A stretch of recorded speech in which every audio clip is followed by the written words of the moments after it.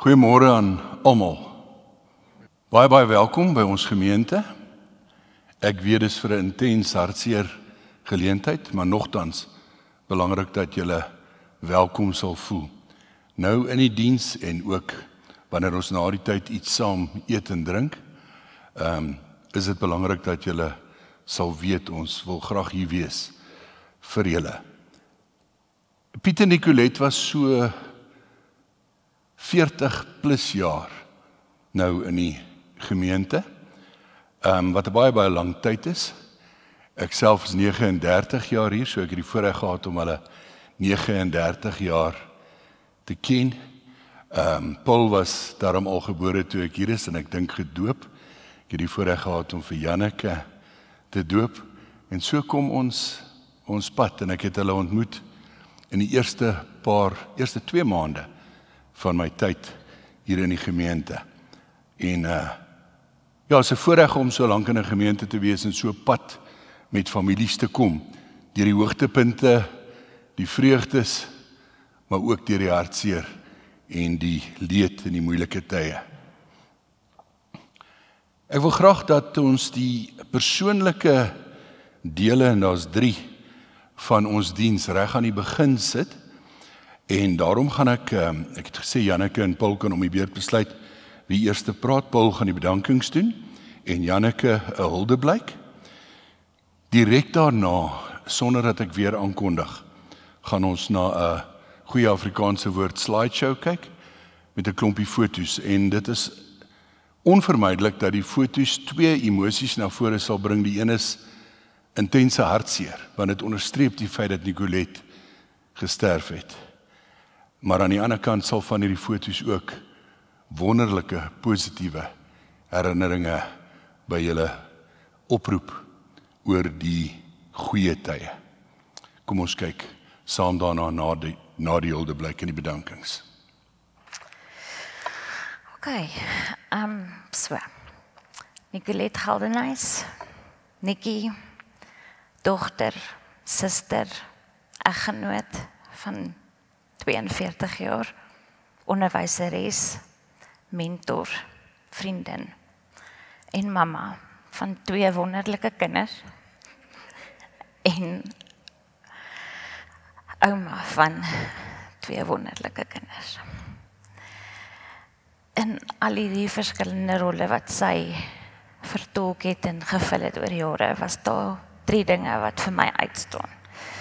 En dit is iemand wat lief was vir die Here, iemand wat lief was vir mense en iemand wat lief was vir boeke. Maar die heel eerste daarvan is my ma was lief vir die Here. Van jongs af het pa en ma ons kerk toe gevat, partykeer teen ons sin, maar hulle het daarop aangedring dat ons gaan, om, ek dink, geweet het wat se belangrike fundament dit by ons sou, of die standvastige fundament wat dit vir ons sou bied. Ek onthou die dag wat my ma my na die Here toe gelei het. Sy het my van Jesus aan die kruis vertel en wat dit beteken, en ek was nog op laerskool en sy het my in 'n kinderlike gebed gelei om my hart vir die Here te gee. En sy het ook probeer om so ver moontlik liefde tussen Boetie en Sissie aan te moedig en te beskerm en partykeer ook te enforce. 'n brief wat Paul geskryf het, ek dink under duress, but I'm quoting, ek het die brief. Die brief lees: ek is baie jammer dat ek Sissie gepes het. Dit sal nooit weer gebeur nie. As ek haar weer pes, dan sal ek tot laat by die skool sit en nie meer besry nie. Dit sal my eie skuld wees. Hierdie is gedateer in 1997. Nogals net so 'n paar dae na sy verjaarsdag. Die tweede ding is, my ma was lief vir mense. Soveel so dat sy 'n baie bekwame onderwyseres was. Sy het wel baie keer deur haar lewe gesê dat sy het net onderwys geswat om met oupa Tommy haar gedwing het. Maar ek dink tog hy het goed gegewe insig daar gehad. Want dit was haar calling. Sy was lief vir skoolwerk. Sy was lief vir die mense wat sy deur die skool ontmoet het. Ewen die stoute kinders. Sy was 'n baie toegewyde en passievolle onderwyseres. Sy het haar lesplanne elke jaar opdateer met nuwe inligting en huidige gebeurtenisse. En ek weet, ek en Paul het baie keer daarmee gesit en help. Een van my lekker dinge om te doen was om my ma te help om punte in te lees en van die multiple choice vrae te merk wat ek kon merk. Daar was altyd kinders in my ma se klas wat baie geag aan haar was. Al het sy in 'n sekere skool, ek sal nie die skool se naam noem nie, die bynaam Rambo gehad. En elke getuigskrif waarvan daar baie is, sy het oor die jare 'n leer gehou van elke skool wat vir getuigskrif gegee het. En ek het hulle almal deurgelees. En deur hulle almal is daar een deurlopende boodskap. Dat sy 'n uiters bekwame, toegewyde onderwyseres was, dat hulle haar ervaar het as iemand wat liefdevol is en onbaatsigtig van haar tyd gee. En dat haar kollegas later haar vriende geword het. En dat sy enige tyd weer welkom was om weer terug te keer na die skool. Een skoolhoof het gesê, gee my 3 nukelette en ek hardloop die hele skool met sulke bekwame dames. En dan, my ma was lief vir boeke. En daai liefde vir boeke en vir lees het sy ook aan my en Paul oorgedra. En sy het elke week of elke tweede week die tyd gemaak om ons biblioteek toe te vat. Ek sal liever nie sê hoeveel keer die biblioteekboeke per ongeluk op die kar van die dak vergeet was nie. En dan moet ons al die pad terugry om te kyk waar die boeke afgeval het. In elke skool waar sy was, het sy elke keer 'n telkomale aangebied om die mediasentrum of die biblioteek te behartig. En sy het baie tyd spandeer om die boeke reg te maak, die mediasentrum te organiseer en nuwe boeke aan te koop wat sy geweet het die kinders sal van hou en nodig het. So in al hierdie 3 is vir my haar liefde wat uitstaan. En dit is wat ons in ons harte sal saamdra. En veral haar nommer 1 liefde, die Here. Alhoewel ons hartseer is en ons verlies aan haar nog baie vlak sit, is dit vir ons 'n groot vreugde dat sy nou ten volle genees is, gevul met lewe. En ek kan nou sommer net picture hoe sy hula hoop en bokspring aan die Here se voete. Ons is hartseer waarop ons uitgemis het. Daar was seker soveel goed wat ons nog met haar wou deel, wat sy nog saam met ons moes deurgaan. Sy het altyd gesê, my en Paul, en dan as julle kinders het, gaan ek vir hulle baie soet goed voer, en dan gaan ek vir hulle sê, hulle mag op hulle mamma en papa se beddens en se banke spring. So 'n bietjie van 'n revenge. Maar ek dink daarin was 'n uitsien van haar om te sien, eerstens dat ons gelukkig getroud is. En sy het telke male baie keer gewonder hoe ons kinders sal lyk. Maar ons weet dat sy by haar Here is. En dit is vir ons as familie die grootste troos. En dit gee ons regtig vrede wat alle verstand en emosie en verlies te bowe gaan.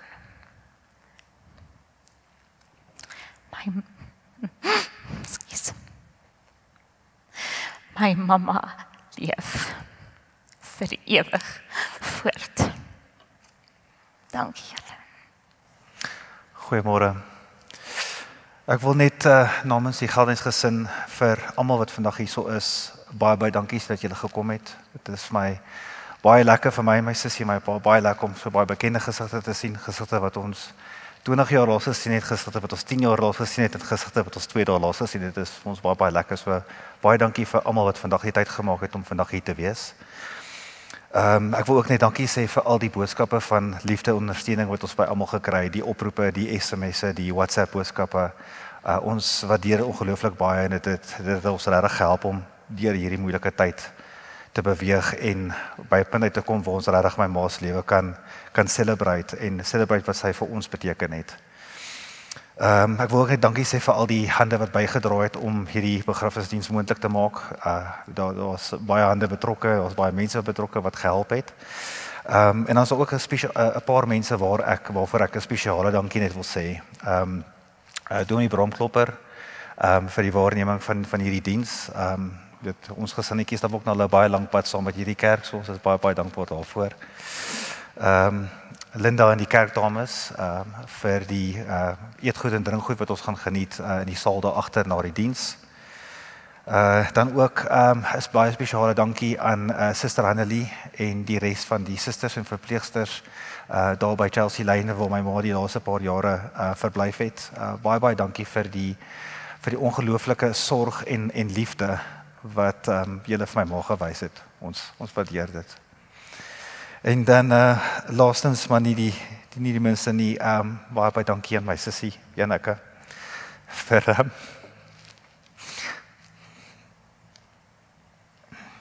die mooi hulde blyk en was ook vir al die reëlings wat jy getref het in die rondryery en die blomme. En Gerry ook baie dankie aan jou vir al die ondersteuning wat jy aan my sussie gee. Ons waardeer jou ook baie daarvoor. Baie dankie.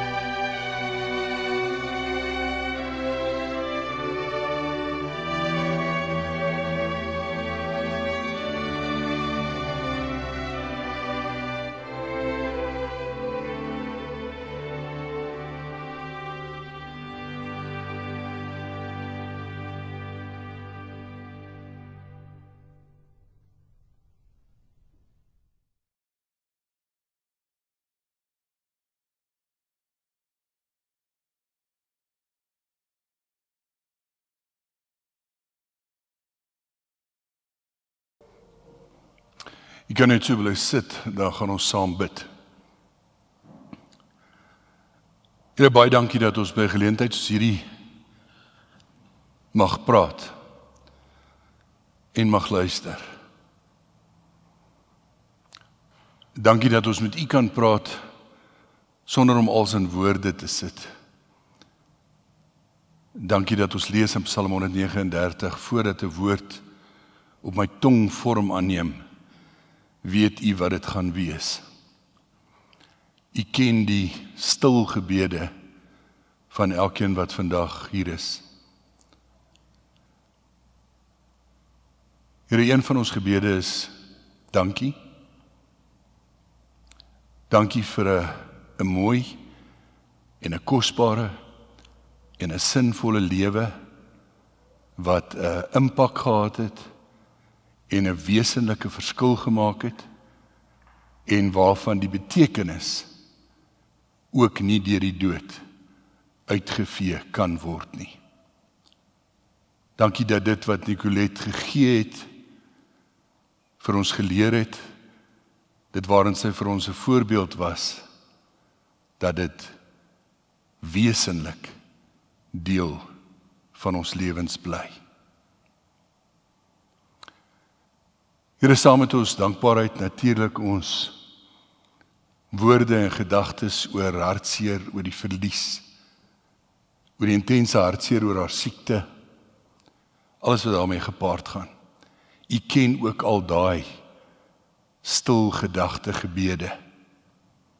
En dankie dat U luister en in liefde luister. En dankie dat ons kan vra. Dankie dat ons hier aan die einde van haar aardse lewe by mekaar kan kom om iets te deel van haar lewe, maar ook te soek na 'n nuwe kyk, 'n nuwe perspektief op die dood. Want dis wat ons wesenlik hier in die kerk wil kom doen. Ons wil in die aangesig van die dood U aangesig soek. En ons wil bid dat U op 'n manier wat net U kan, sal troos en daardie vrede sal gee wat alle verstand te bowe gaan. Help ons nou om ook te kan luister, om U woord te kan hoor, om troos te kan hoor. Ons gebed is in die naam van Jesus Christus, omdat U die een is wat groter is as die lewe en groter is as die dood. Hoor ons asseblief. Amen.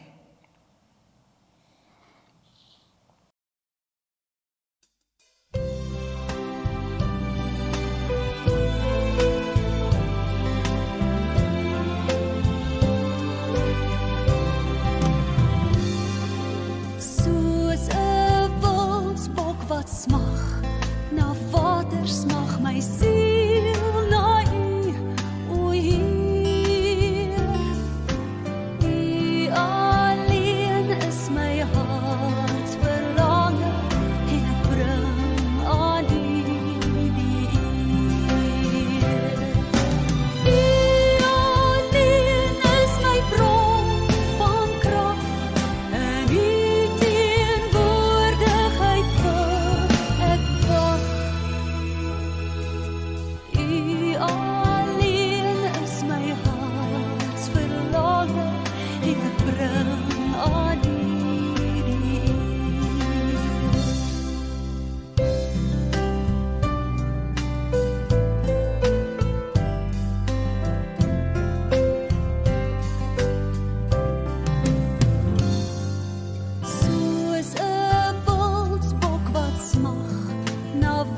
smag my siel na U, o Heer. U alleen is my hart verlange en ek bring aan U die eer.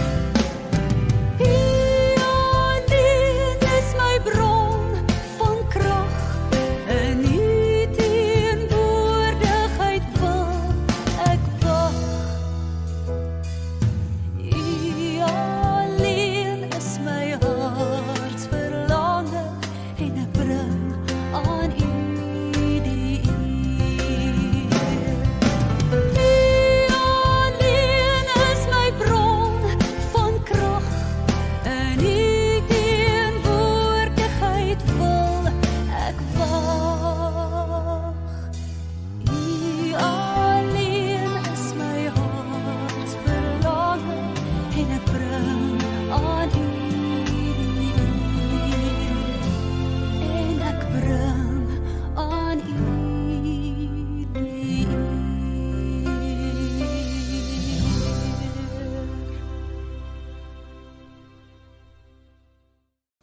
Geliefdes, ek gaan 'n kort inleiding hê en dan 3 kort hoofpunte. In my inleiding wil ek sê, ek wil begin met die laaste punt van my boodskap. Nou dit klink heeltemal agterste voor, maar soos ek aangaan sal dit vir sin maak. Ek wil begin by my laaste punt, en omdat ek die familie goed ken en die omstandighede, en ons so lekker min is dit baie makliker om net reguit en eerlik te gesels.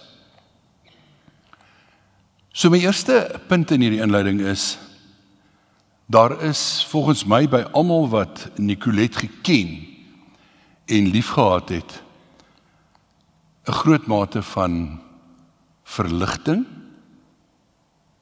'n groot mate van dankbaarheid en selfs 'n groot mate van opgewondenheid dat sy kon sterf, of andersom gesê, dat sy nou lewe. Anders ook gesê dat sy verlos is, en ek sal nou 'n bietjie uitbrei op die term verlossing.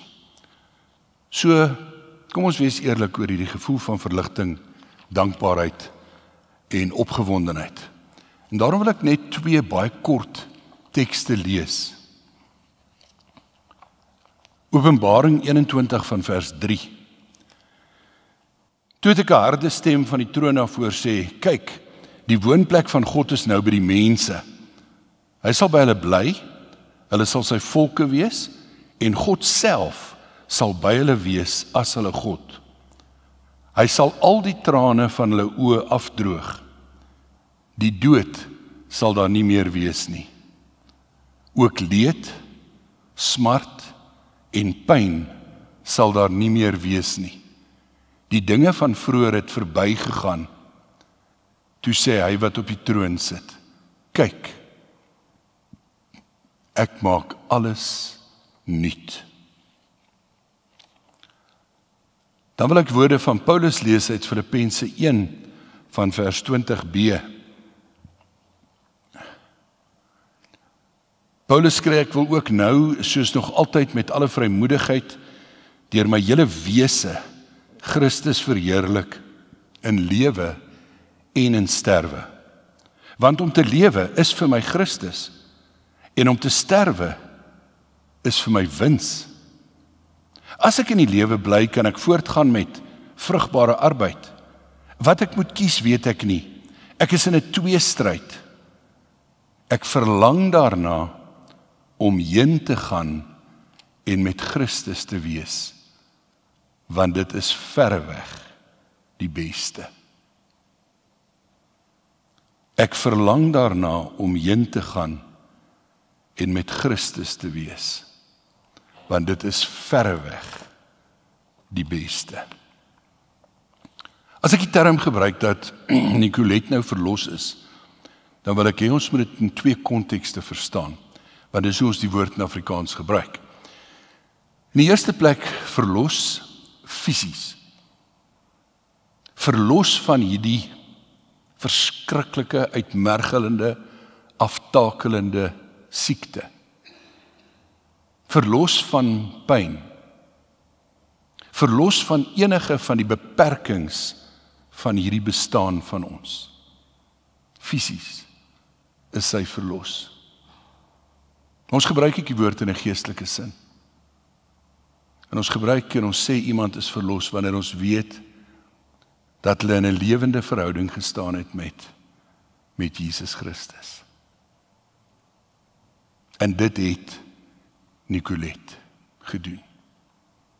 Nou dink ons ook aan Paulus se woorde, veral in die lig van haar ernstige siekte en tye van dinge miskien nie besef nie of nie kan onthou nie. Romeine 8, niks kan ons skei van die liefde van God nie. En dan noem hy al die uiterstes in die skepte, nie hoogte of diepte nie, nie engele of bose magte nie, nie lewe of dood nie. Vir ons kommunikasie met mekaar is ons afhanklik van taal en van 'n gesonde brein. God is nie afhanklik van taal of 'n gesonde brein om met iemand te kan kommunikeer en om hulle te hoor kommunikeer nie. Nicolette is verlos, fisies en geestelik, en Janneke het vir my haar woorde aangehaal, moenie oor my huil nie, want ek weet waarheen ek gaan, en ek is nie bang vir die dood nie. Maar soos ek reg in die eerste sin gesê het, dit is my laaste punt. Nicolette se verlossing is vandag die laaste punt waarby ek wil stilstaan. Maar ons kan nie daar begin nie. Enige opvoedkundige, en Nicolette was ook 'n opvoedkundige, enige opvoedkundige sal vir jou sê, 'n baba moet eers kruip voordat hulle loop. Baie mense dink dit is verskriklik, hulle die slimste kind, as die kind sommer net opstaan en loop. 'n Kind moet eers kruip voordat hy kan loop, om deur sekere ontwikkelingsfases te gaan. En die soortgelyke beginsel geld as dit kom by die rouproses. Ons kan nie met die rouproses begin deur net eenvoudig bo oor alles te spring en net by verlossing uit te kom nie. Baie van ons doen dit wanneer ons mense probeer troos, met die volgende woorde wat waar is, maar wat beperkte trooswaarde het. Sy's nou beter af, sy sal nie met ons vol plekke ruil nie. Daar is 'n stap wat ons nie kan skiep nie. En dit is, alhoewel verlossing die belangrikste is, moet ons praat oor verlies. Want verlies kan nie uitgekanselleer word nie. Verlossing kan nie verlies uitkanselleer nie, die twee is gelykwaar. Terwyl ek kan jubel oor iemand se verlossing, kan ek presies dieselfde tyd huil oor my verlies aan hulle. En dis my eerste hoofpunt, verlies. Verlies moet erken word, verlies moet bedink word, en verlies moet betreur word. Daar's 'n leë plek wat niks en niemand kan vul nie. Daar's 'n leemte, 'n verlies, en dit is seer. En ons kan nie daai seer vryspring nie. Ons moet met onsself eerlik wees oor die seer, en ons moet onsself tyd en geleentheid gun om te treur oor Nicolette. Ek wil 'n bietjie meer uitbrei oor die verlies. In Nicolette se geval is die verlies 'n bietjie groter en ingewikkelder as wat dit sou wees met iemand wat net blakend gesond was en skielik oorlede is in 'n ongeluk of in 'n hartaanval of wat ook al. Ek sê in Nicolette se geval is die verlies 'n bietjie groter en anders en ingewikkelder.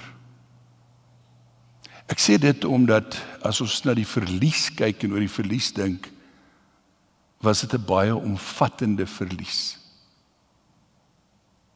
Dit was 'n lang uitgerekte verlies. Ongeveer 10 jaar van siek wees, 5 jaar van ernstig siek wees. Wat die verlies soveel groter maak is dat die siekte het verhoudings verander. Ons wat nie daaraan blootgestel is nie, kan jou nie indink hoe moeilik word 'n verhouding as jy met iemand moet kommunikeer en hulle onthou nie of hulle herken nie, of hulle praat nie saam nie. Hierdie was 'n lang uitgerekte, intense verlies aan die verhouding soos julle dit geken het. 2 ander aspekte van die verlies. Sy het uitgemis. En dit maak julle intens hartseer. Sy het uitgemis op geleenthede in julle lewe. Sy het uitgemis op geleenthede rondom die kleinkinders. Sy het uitgemis. En die omgekeerde is, julle het uitgemis. Uitgemis om van die kosbaarste geleenthede in julle lewe sinvol, betekenisvol met haar te kon deel. Nicolette se siekte het 'n onbeskryflike impak op julle almal gehad. En dit veroorsaak 'n onbeskryflike hartseer. En oor daardie hartseer het julle nodig om te praat met mekaar, of met iemand by wie dit vir jou veilig is. Oor daardie verlies het julle nodig om te huil. Party mense, veral introverte, praat nie so maklik nie, en dan raai ek maar vir hulle aanskryf. Ouer mense skryf met 'n dagboek. Dis wat ek vandag vir haar sou wou sê, dis wat ek onthou, dis hoe ek vandag voel. Jonger mense doen dit op 'n ander manier, hulle maak 'n file oop op hulle rekenaar, of Nicolette, en sit 'n paswoord op, en tik so elke nou en dan aan daai file, net om hierdie goed te verwerk, om dit uit te kry. Praat, huil, skryf, maar die verlies moet betreur word. Maar nou kan ons ook nie direk van my eerste hoofpunt af verlies, spring na my derde hoofpunt, verlossing en troos toe nie. Normaalweg sou mens dit doen. Eerlik wees oor die verlies, en dan sê maar, daar is troos in God se woord, en dan uitbrei oor die troos. Maar in Nicolette se geval, moet ons oor nog iets praat. En hierdie iets lê tussen die verlies en die verlossing en troos. Dit waaroor ek wil praat, en julle wil nooi om te dink, sal ek probeer formuleer as om te sê, Nicolette se siekte het haar nie gedefinieer nie. Nicolette se siekte het haar nie gedefinieer nie. Anders gestel, Nicolette was meer as net haar siekte. En dis my tweede hoofpunt. Ongelukkig so siekte is alles oorheersend, en hier aan die einde oorheers dit ook mense herinneringe. Partykeer kan mense in die begin na iemand se dood wat lank siek was en ernstig siek was, nie ander prentjies in jou kop oproep as hierdie laaste, hierdie negatiewe, hierdie hartseer prentjies nie. Ek het 'n beeld wat ek gebruik, dat ek glo dat, soos die oppervlakte van 'n dam, is die laaste herinneringe baie keer net hier bo op die oppervlak. En die mooiste, kosbaarste herinneringe het diep weggesak. Maar genadiglik, en die Here gee dit vir ons met tyd, begin die laaste herinneringe geleidelik sink, dieper en dieper in die poel. En die ou herinneringe, die mooies, die kosbares, begin surface. Soos ek sê, Nicolette was meer as haar siekte, dan moet ons onthou en in ag neem dat Nicolette ook gelewe het voor hierdie siekte. Janneke se woorde aan die einde, this is not a life.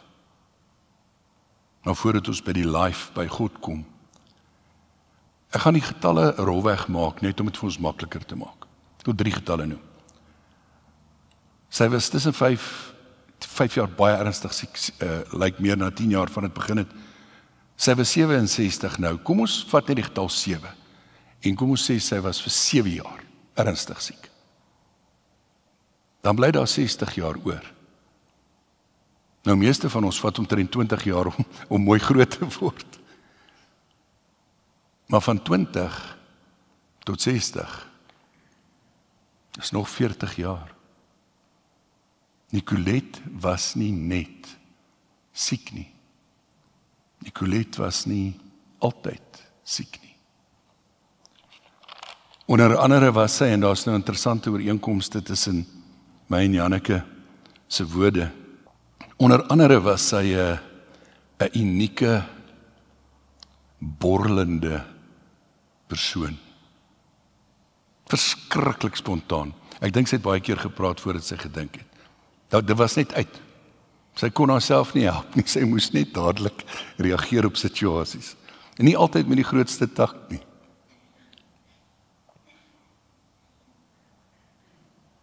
Sy was 'n huweliksmaat.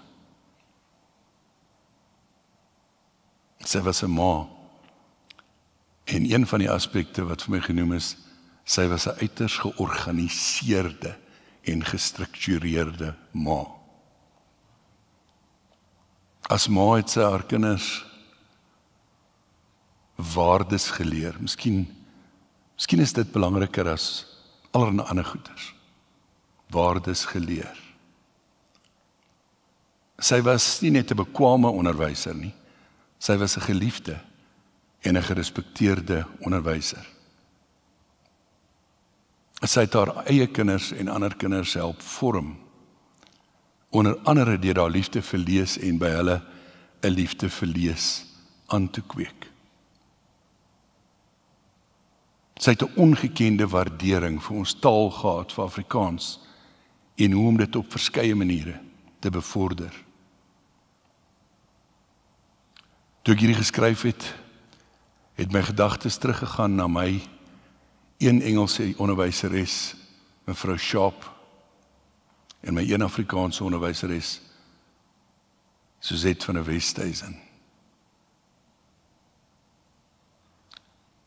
Twee van die onderwysers wat 'n onuitwisbare impak op my lewe gehad het. Ek wou op 'n stadium glad nie 'n predikant word nie. Ek het gesê hulle is so styf en formeel en so lewensvreemd. Vir die Here gesê kan ek nie maar net 'n onderwyser word nie. 'n Christen onderwyser kan soveel meer kinders se lewens aanraak as 'n dominee. En my pad het anders geloop. Maar Nicolette het mense se lewens aangeraak en gevorm. Dan 'n interessante ding, sy kon Zulu vlot praat voordat sy Afrikaans vlot kon praat. En sy het by verskeie geleenthede, sommer net so by 'n winkel met 'n teller en wie ook al, in hulle eie taal gepraat. Nou party mense sal dink dis nou maar sommer 'n nietjie. Veral vroeër jare is daar min dinge wat so respekvol is en wat soveel impak op iemand het wat 'n relatief eenvoudige werk doen, as iemand hulle erken, hulle acknowledge, en dan nog in hulle eie taal.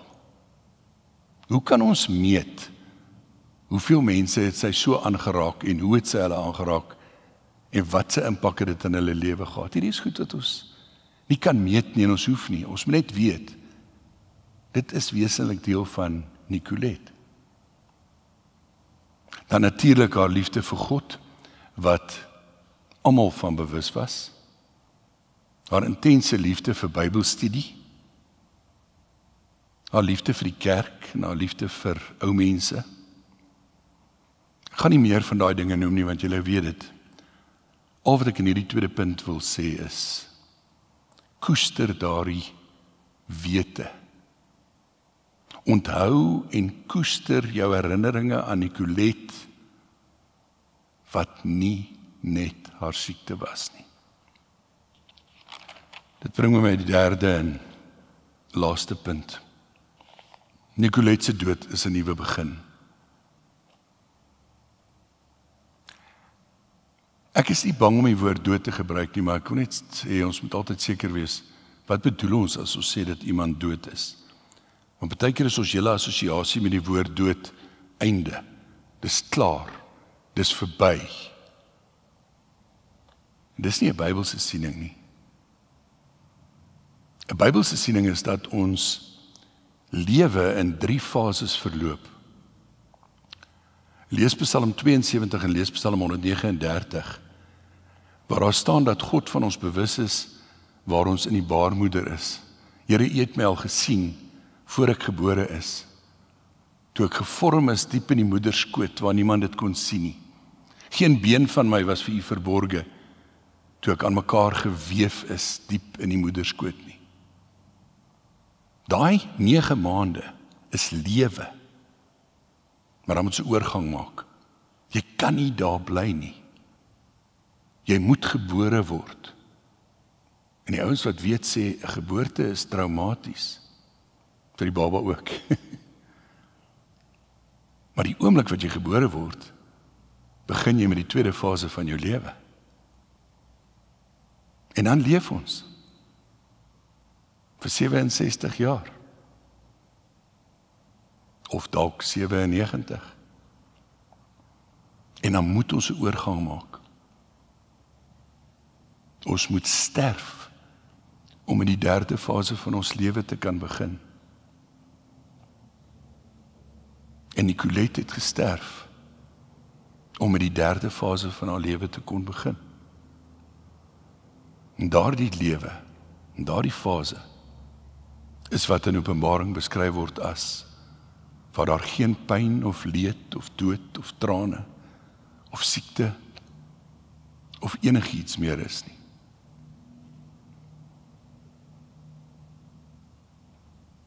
Maar dan wil ek afsluit deur te vra, en ek wil altyd hierdie vraag vra, hoe kan ons seker wees? Ek bedoel, mense wat nie glo nie kan dalk dink, ons sê maar hierdie ding vir mekaar, daar's 'n lewe na die dood, om nou maar aan iets vas te hou. My persoonlike spiritualiteitstipe is 'n baie rasionele spiritualiteitstipe. Een van die karakters in die Bybel wat ek dink heeltemal verkeerd gelabel is Thomas. Thomas het die bynaam gekry, 'n ongelowige Thomas, en ons het die spreekwoord in Afrikaans. As iemand nie maklik iets glo nie, dan sê ons hy's 'n ongelowige Thomas. Omdat Thomas, toe die ander disippels vir hom vertel het dat Jesus is opgewek uit die dood, het hy gesê, as ek nie die merke van die spykers aan sy hande sien, en my vingers daaraan kan druk, en die wond in sy sy kan sien en my hande aan kan druk nie, sal ek nooit glo nie. Maar ek sê, hy is verkeerdelik gelabel as die ongelowige Thomas. Want Jesus het hom tegemoet gekom, en 'n paar dae later weer aan die disippels verskyn, en Thomas was daar. En Jesus het hom nie gekritiseer nie, hy het hom genooi en gesê, Thomas, kom sit jou vingers in die wonde in my hande, sit jou hand in die wond in my sy. Met ander woorde, Thomas, kom maak seker dat ek lewe. En wees dan my getuie. En Thomas spreek dan hierdie pragtige geloof uit, en hy sê, my Here en my God. Hy glo. En hy word 'n getuie wat sy getuienis vir ons oorgedra is. Jesus Christus is uit die dood opgewek. Hy leef. Hy het die mag van die dood gebreek. Ek sê vir myself baie keer, Thomas, ek is so bly jy het gaan seker maak, want ek was nie 2000 jaar terug daar nie, maar jy was daar. Jy het die hele 3 jaar van Jesus se openbaring saam met hom, openbare optrede, saam met hom beleef. Jy het hom gesien na sy opwekking, en jy kon aan hom vat. En jy kon vir ons 'n betroubare boodskap oordra. Die laaste deel oor Jesus se opwekking, behalwe dat dit vas staan, en hy vir 40 dae en meer as 500 mense verskyn het, is dat hy opgewek is met 'n lyf, 'n liggaam, wat nie meer stikkend is nie. Ons praat daarvan as 'n verheerlikte liggaam. Hy was Jesus en hy was herkenbaar, maar hy was nie meer beperk tot aardse beperkings nie. Ons lees hy's op pad saam met die Emmausgangers na die dorpie Emmaus toe. En skielik verdwyn hy uit hulle gesig, en dan staan die volgende oomblik, staan hy binne in die vertrek wat gesluit was, waar die disippels bymekaar was. Klomp ander dinge. Hy het 'n verheerlikte liggaam. Hy's nuut. En Jesus se belofte is, ek is die opstanding en die lewe. Wie in my glo, sal lewe, ook al het hy of sy gesterwe. Amen.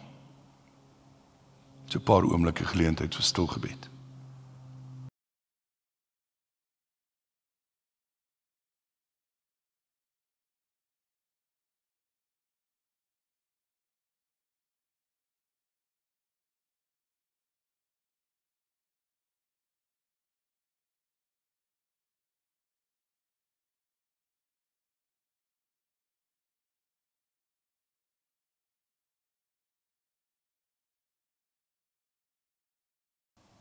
Here Jesus, baie dankie dat U die mag van die dood gebreek het.